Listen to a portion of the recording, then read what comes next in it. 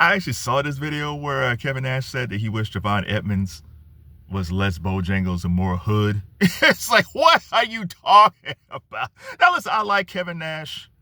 I mean, he's a straight shooter. He loves wrestling. He really does. Like, I like Kevin. But sometimes he says things that doesn't make any sense. And when you say something like Mr. Bojangles, most people don't even know what that reference is. When you say Mr. Bojangles to me, it's like, hey, are you talking about Sammy Davis Jr., the most brilliant entertainer ever?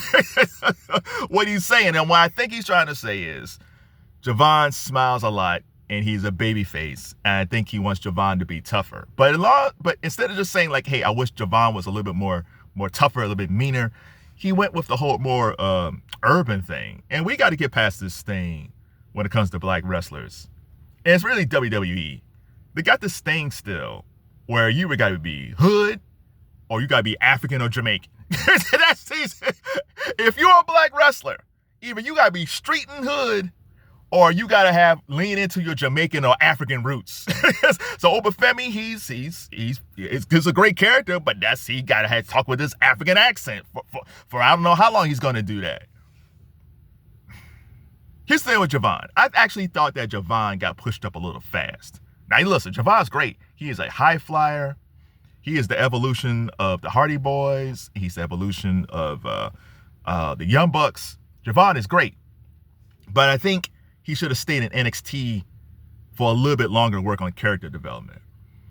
If you look at Trick Williams, that's the thing that helped him. Like Trick, I think a year and a half ago, I think he popped up on WrestleMania or the Royal Rumble, one of them. And it was like a big explosion when they played his theme song, which was great. But Trick still needed to work on his character because he didn't turn heel yet. He was still kind of a babyface. And then they got him winning the belts over at TNA, and then he became Mr. Trick-and-A, talking about my lemon pepper steppers.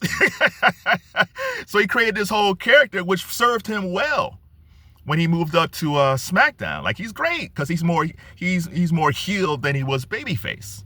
Melo, man, I felt bad for Carmelo Hayes. Like Carmelo's always been great, but they didn't let him do much, and now he's won the championship and he's doing well. But I do worry what's going to happen to Melo when he loses the championship. But Trick is fine, but Trick had to have that time to work on his character. And I figured Jevon would turn heel, and then the second half of 2026, he would be called up to Raw. But they moved it ahead. So now he has to figure it out. And he'll figure it out. He's talented and he's young. And I think that's the thing you have to factor this in. Jevon Evans is young. Just like John Cena was young. Just like a lot of these guys were young until they found something that worked. But the thing I will say to Kevin Nash is like, listen, dude, just because you're black doesn't mean everybody's from the hood. Like, I am hood adjacent. I'm a guy who loves Tribe Called Quest and Public Enemy, and I love Biggie Smalls. I also love Corey Hart, and I love Dua Lipa. So I am hood adjacent. These guys get past this thing that every black person gotta be street or hood. Even if I try to act hood or street, that's not who I am. And plus, for Jevon Evans, he's from the hood, but what's your definition of how he should act? Everybody from the hood doesn't act the same way. Hey, I say this about will.i.am all the time. will.i.am for the Black Eyed Peas, he's from Compton. If you just go by the mythology of Compton, everybody was a gangbanger, then will.i.am, he's like, well, will.i.am, he must be from San Diego. No, he's from Compton. You can still be from the hood and not be hood-ish. I say this before I go. And this is the thing I want to tell the Triple H, most on the Kevin Nash, because Kevin Nash is just a podcaster. But with Triple H and the creators over at WWE, look at what's going on with Mustafa Ali and Swerve. Swerve, they had hit row with NXT and then went over to, I think we went to Raw. And it was okay, it was cool, but they didn't get pushed the way they were in NXT.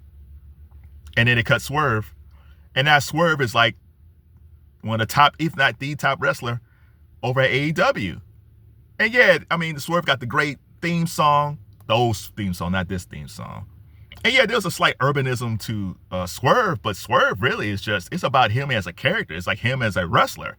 It got nothing to do with the hood or urbanisms. The most hood thing really is Swerve's theme song. Once you get past that, his story development, his characters, the way he moves as a wrestler, you can't tell what race Swerve is. And the same thing with Mustafa Ali. Mustafa Ali, WWE wanted him to kind of focus on his Middle Eastern heritage. And he didn't want to do that. It's like, yeah, my name's Mustafa Ali, I'm Middle Eastern, but I want to focus on that.